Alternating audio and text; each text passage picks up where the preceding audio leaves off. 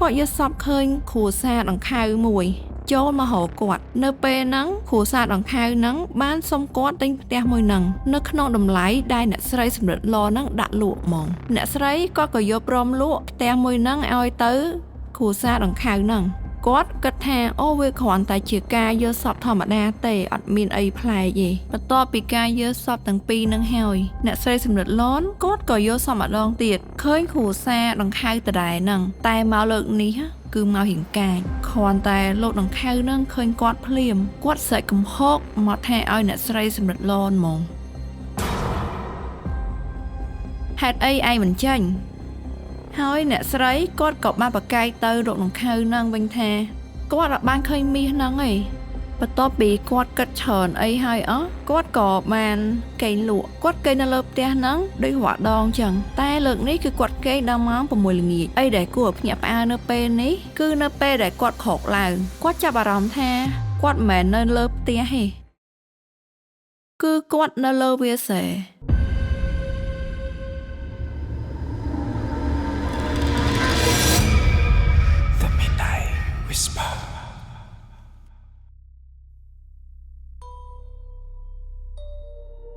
ថ្ងៃនេះខ្ញុំនឹងនិយាយតាក់ទងជាមួយនឹងរឿងផ្ទះខ្មោចទិញតើណាគេខ្លះដែលធ្លាប់ដឹងពីរឿងផ្ទះខ្មោចទិញហ្នឹងរឿងហ្នឹងបានកើតឡើងនៅស្រុកបរិបូរខេត្តកំពង់ឆ្នាំងរឿងមួយនេះល្បីខ្លាំងណាស់ខ្ញុំជឿថាមានមនុស្សជាច្រើនធ្លាប់ឮពីរឿងដែលកើតឡើងតាក់ទងជាមួយនឹងផ្ទះនៅខេត្តកំពង់ឆ្នាំងហ្នឹងផ្ទះហ្នឹងល្បីដល់ថ្នាក់គេយកទៅថតជារឿងទៀតខ្ញុំចង់ប្រាប់ទាំងអស់គ្នាថារឿងមួយហ្នឹងគឺជារឿងពិតបានកើតឡើងមែនតែននៅស្រុកបរិបូរខេត្តកំពង់ឆ្នាំងពេលហ្នឹងមានស្ត្រីម្នាក់គាត់មានឈ្មោះថាសំរិទ្ធឡនស្ត្រីម្នាក់ហ្នឹងគាត់មានប្តីជាយោធាតែជាអកុសលអីប្តីរបស់គាត់ក៏បានស្លាប់ចោលគាត់បន្ទាប់ពីប្តីគាត់បានបាត់បង់ជីវិតហើយពេលហ្នឹងមានខាងមន្ទីរដែលខាងមន្ទីរហ្នឹងគាត់ហៅស្ត្រីមេម៉ាយដែលឈ្មោះថាសំរិទ្ធឡនហ្នឹងទៅទទួលអំណោយហើយទាំងអស់គ្នាដឹងថាអំណោយហ្នឹងគឺជាអីអំណោយមួយហ្នឹងគឺជាដីធ្លីបើយើងស្ដាប់ទៅអំណោយហ្នឹងធំមែនតើហើយបើសិនជាធម្មតាមនុស្សដែលទទួលបានដីធ្លីគាត់ប្រកាសជាយកដីធ្លីហ្នឹងទៅធ្វើអីមួយឯងហើយភាគច្រើនគឺអាចនឹងយកវាទៅសង់ផ្ទះចំណែកឯស្ត្រីដែលឈ្មោះសំរិទ្ធឡហ្នឹងគាត់ក៏យកដីដែលមន្ទីរចែកឲ្យហ្នឹងទៅសង់ផ្ទះនៅដូចគ្នាហើយផ្ទះមួយហ្នឹងត្រូវបានសាងសង់ឡើងនៅឆ្នាំ1990ជាងដែលត្រូវបានគេសាងសង់ពីឈើមានសសរឈើនិងភក់ក្បឿងផ្ទះហ្នឹងត្រូវបានគេសង់នៅលើដីដែលមានទំហំប្រហែលជាកន្លះហិកតានិយាយទៅគឺវាធំមែនតែនប៉ុន្តែដោយសារតែដីដែលមន្ទីរឲ្យគាត់ហ្នឹងរៀងដាច់ស្រយាលបើយើងធៀបពីចម្ងាយរវាងដីហ្នឹងទៅនឹងដីរបស់អ្នកភូមិផ្សេងទៀតឬក៏ផ្ទះរបស់អ្នកភូមិដីមួយហ្នឹងវារៀងឆ្ងាយពីដីរបស់គេដល់អញ្ចឹងទៅផ្ទះដែលអ្នកស្រីសំរិទ្ធឡនហ្នឹងគាត់សង់គឺដាច់ស្រយាលពីផ្ទះអ្នកភូមិខ្លាំងមែនតើហើយនៅពេលដែលគាត់សង់ផ្ទះហ្នឹងរួចរាល់ហើយគាត់ក៏បានមានរៀបចំជាពិធីឡើងផ្ទះអីឲ្យធំដុំអីដែរនិយាយទៅគឺគាត់សង់ហើយគាត់ធ្វើដូចធម្មតាអញ្ចឹងអត់មានពិធីអីអញ្ជើញញាតិមិត្តដើម្បីទៅចូលរួមផ្ទះថ្មីរបស់គាត់អីទេម្យ៉ាងដោយសារតែគាត់គ្មានញាតិដែលស្គាល់នៅនឹងផងហើយណាមួយផ្ទះក៏រៀងឆ្ងាយជាក់ស្ដែងអ្នកស្រីគាត់អត់សូវបានទៅនៅផ្ទះហ្នឹងទេមែនគាត់អត់សូវបានទៅនៅទេគឺគាត់អត់បានទៅសម្រាប់ពេលយប់សោះហ្មងពេលដែលគាត់ទៅគឺគាត់ទៅតែពេលភ្លឺ អាចថាពេលព្រឹកឬក៏ពេលថ្ងៃដោយដែលខ្ញុំប្រាប់មុននឹងចឹង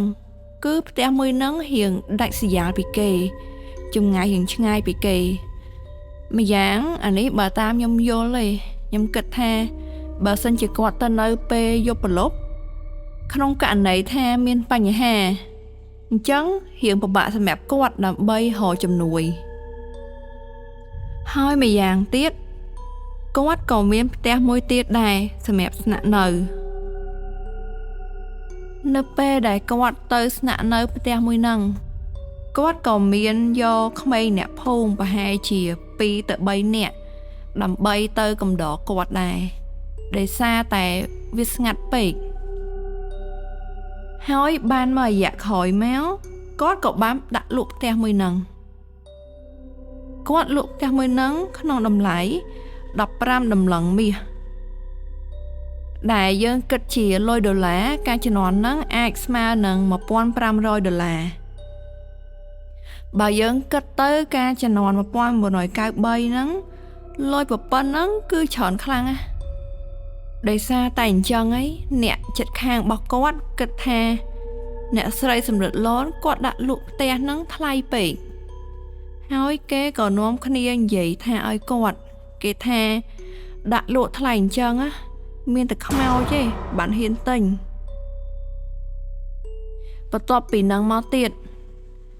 អ្នកស្រីសំរិទ្ធឡនគាត់ក៏បានយកសព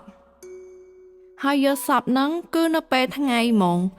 ពេលដែលគាត់កំពុងតែសម្រាកនៅក្នុងផ្ទះមួយហ្នឹងខ្ញុំចង់ប្រាប់ទាំងអស់គ្នាថាអ្នកស្រីសំរិទ្ធឡនគាត់មិនមែនយកសពម្ដងទេគឺគាត់យកសពច្រើនដងឥឡូវខ្ញុំមកនិយាយពីការយកសពទី1របស់គាត់សិនលើកទី1ហ្នឹងគឺគាត់យកសពឃើញដុំភ្លើងធំមែនតើខ្ញុំចង់ប្រាប់ទាំងអស់គ្នាដែរត្រង់ចំណុចហ្នឹងថានៅក្រោយផ្ទះរបស់គាត់ហ្នឹងគឺមានដើមត្នោតមួយហើយដុំភ្លើងមួយហ្នឹងហោះមកធ្លាក់ចំដើមត្នោតមួយហ្នឹងហ្មងអាហ្នឹងគឺជាការយកសពទី1របស់គាត់ដោយសារតែពេលហ្នឹងគាត់ក៏អត់សូវជាចាប់អារម្មណ៍ទៅលើយកសពហ្នឹងប្រហែលដែរអញ្ចឹងគាត់ក៏បានគិតអីឬមួយក៏ខ្វល់ច្រើនទេបន្ទាប់មកទៀតការយកសពលើកទី2អ្នកស្រីសំរិទ្ធឡនគាត់យកសពឃើញគ្រួសារដង្ខៅមួយដែលស្លៀកពាក់បែបបុរាណអាចនិយាយបានថាស្លៀកពាក់ដោយការសម័យអាណានិគមបារាំងចឹងបើសិនជាអ្នកទាំងអស់គ្នាសម័យមើលរបៀបដូចថាមនុស្សប្រុសគាត់ស្លៀកពាក់ក្បិនហើយពាក់អាវសនិងមានមួក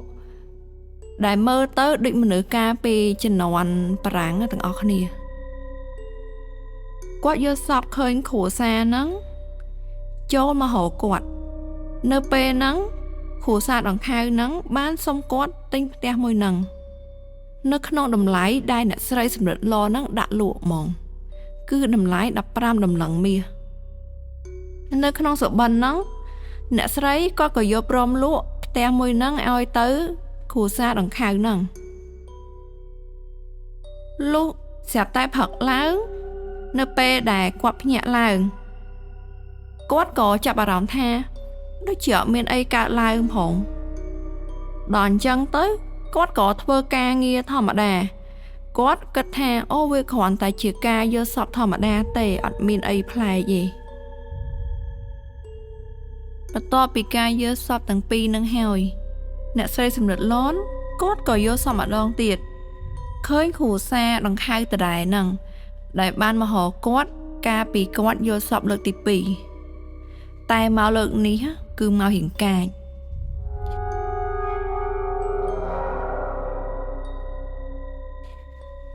គ្រាន់តែលោកដង្ខៅហ្នឹងឃើញគាត់ភ្លាមគាត់ស្រែកកំហុកមកថាឲ្យអ្នកស្រីសំរិទ្ធឡនហ្មងគាត់ស្រែកថាហេតុអីឯងមិនចេញហើយអ្នកស្រីគាត់ក៏បានប្រកែកទៅលោកដង្ខៅហ្នឹងវិញថាគាត់អត់បានឃើញមាសហ្នឹងទេមាសហ្នឹងគឺសំដៅទៅលើមាស15តម្លឹងដែលលោកដង្ខៅគាត់ចង់ទិញផ្ទះហ្នឹងដល់លឺអញ្ចឹងទៅ លោកដង្ខៅគាត់ក៏និយាយតមកវិញគាត់ថា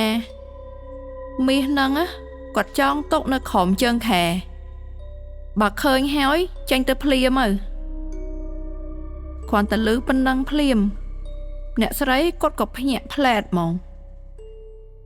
នៅពេលដែលភ្ញាក់ហើយគាត់ក៏ទៅរកកញ្ចប់មាសដោយដែលលោកដង្ខៅប្រាប់នៅក្នុងសុបិនលើកទី3ពេលដែលទៅរកនៅក្បែរជើងខែគាត់ពិតជាឃើញកញ្ចប់មាសនឹងមែនដល់ត្រឹមប៉ុណ្ណឹងខ្ញុំរៀងឆ្ងល់អ្នកស្រីសម្រិតឡនឹងបន្តិចគាត់ឃើញកញ្ចប់មាសនឹងហើយគាត់នៅតែអត់ជឿទៅលើសុបិនរបស់គាត់ទៀតមាសដែលគាត់រកឃើញហ្នឹងគឺ15តម្លឹងមាស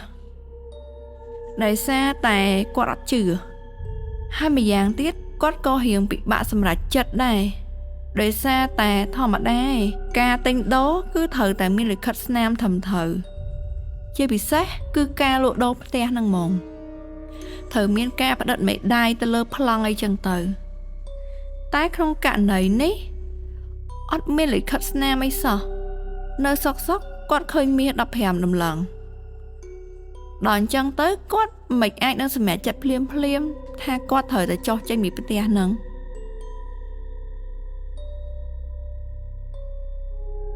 បន្ទាប់ពីគាត់គិតច្រើនអីហើយគាត់ក៏បានកេងលក់គាត់កេងនៅលើផ្ទះហ្នឹងដូចរាល់ដងចឹងតែលើកនេះគឺគាត់កេងដល់ម៉ោង6ល្ងាច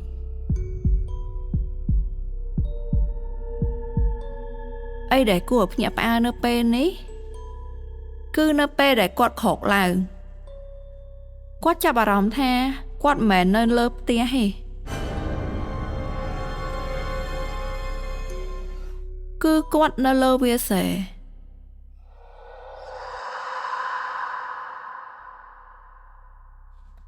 ដល់អញ្ចឹងទៅគាត់ភ័យខ្លាចមែនតែនព្រោះអីនៅពេលដែលគាត់កេងនៅលើផ្ទះរបស់គាត់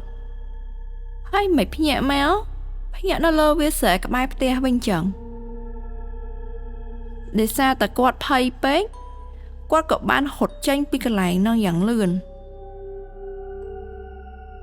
ហើយគាត់ក៏បានយករឿងហ្នឹងទៅប្រាប់អ្នកភូមិចាប់តាំងពីពេលដែលគាត់ជប់រឿងហ្នឹងមកគាត់លែងហ៊ានទៅក្បែរផ្ទះហ្នឹងឯង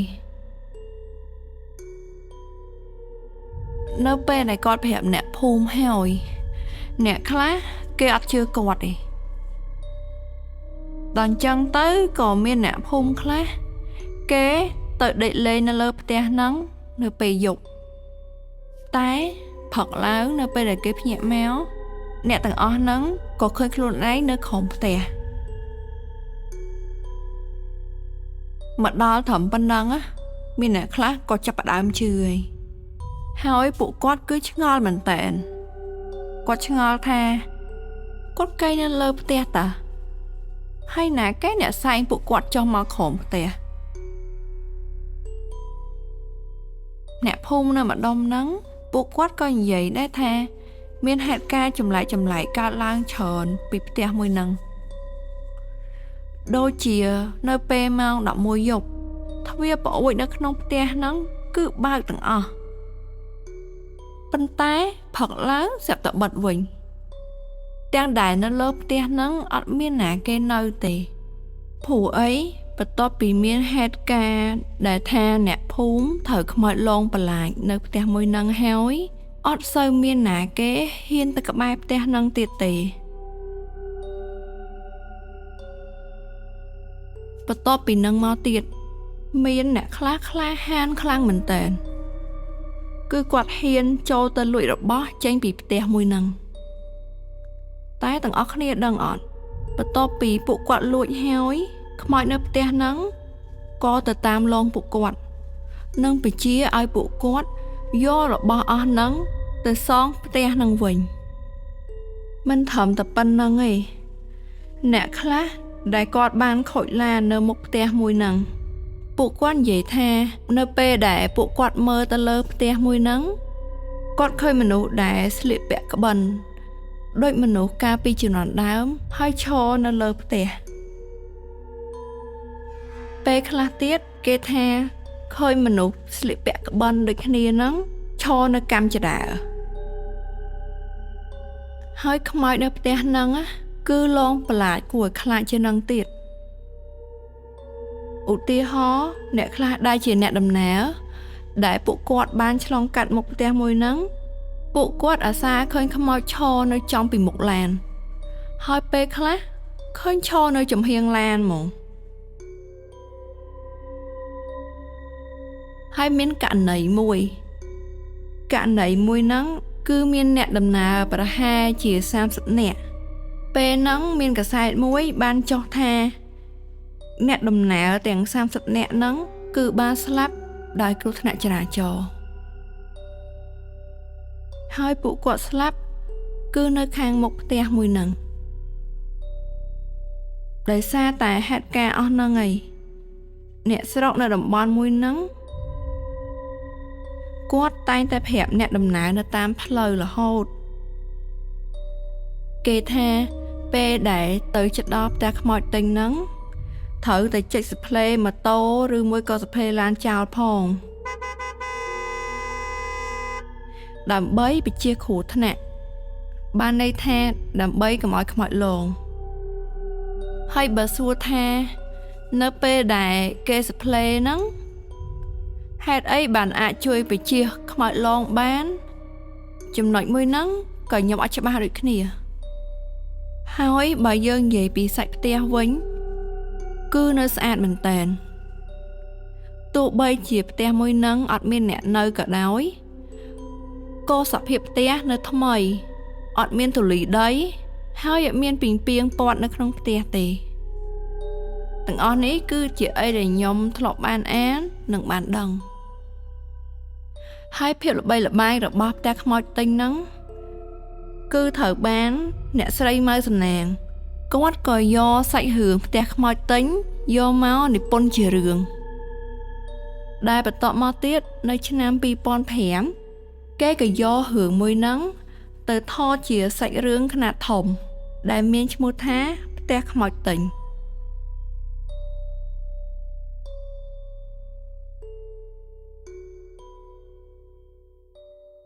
ចំពោះរឿងផ្ទះខ្មោចទិញ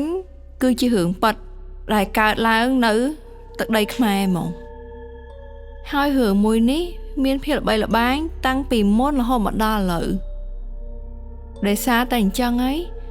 ទើបខ្ញុំព្យាយាមលើកឡើងពីរឿងផ្ទះខ្មោចទិញហ្នឹងយកមកនិយាយម្ដងទៀតទោះបីជារឿងរ៉ាវតាក់ទងជាមួយនឹងផ្ទះខ្មោចទិញហ្នឹងត្រូវបានរំលងផុតប្រហែលជាង2ទសវត្សរ៍ហើយក្តីក៏អ្នកស្រុកភូមិនៅម្ដុំហ្នឹងគេនៅតែល្បីជាមួយនឹងបារមីដ៏ស័ក្តិសិទ្ធិរបស់ផ្ទះមួយហ្នឹងដដែលហើយផ្ទះមួយហ្នឹងឥឡូវคล้ายទៅជាទីកន្លែងដែលគេបន់ស្រន់ដ៏ស័ក្តិសិទ្ធិមួយដែលអ្នកភូមិនៅក្នុងស្រុកហ្នឹងគេហៅថាផ្ទះតាយាយស័ក្តិសិទ្ធិចំពោះប្រជាពលរដ្ឋដែលគាត់ធ្វើដំណើរកាត់តាមហ្នឹងអ្នកខ្លះគាត់ក៏បានចូលទៅផ្ទះមួយហ្នឹងដើម្បីធ្វើការបន់ស្រន់ហើយមានមនុស្សជាច្រើនដែលគេនិយាយថានៅពេលដែលគេបន់ស្រន់នៅកន្លែងមួយហ្នឹងការបន់ស្រន់ហ្នឹងក៏คล้ายទៅជាការពិតបន្ទាប់ពីការបន់ស្រន់របស់ពួកគាត់คล้ายទៅជាការពិតហើយពួកគាត់ក៏បានទិញប្រភូមិយកទៅដាក់មុខផ្ទះហ្នឹងជាច្រើនតែផ្ទះខ្មោចទិញត្រូវបានគេរុះរើចេញនៅឆ្នាំ2004ដោយជំនួសមកវិញជាមួយនឹងអាសនៈផ្ទះខ្មោចស័ក្តិសិទ្ធិប៉ុន្តែនៅទីតាំងដដែលចំណែកឯសម្ភារៈទាំងអស់ដែលមាននៅក្នុងផ្ទះគឺត្រូវបានគេយកទៅប្រគេនឲ្យព្រះសង្ឃនៅវត្តមួយដែលគាត់មានទីតាំងស្ថិតនៅក្នុងស្រុកកំណើតរបស់ម្ចាស់ដីនឹងផ្ទាល់ហ្មងអ្នកទាំងអស់គ្នាគិតមិនដែរចំពោះសាច់រឿងមួយនេះ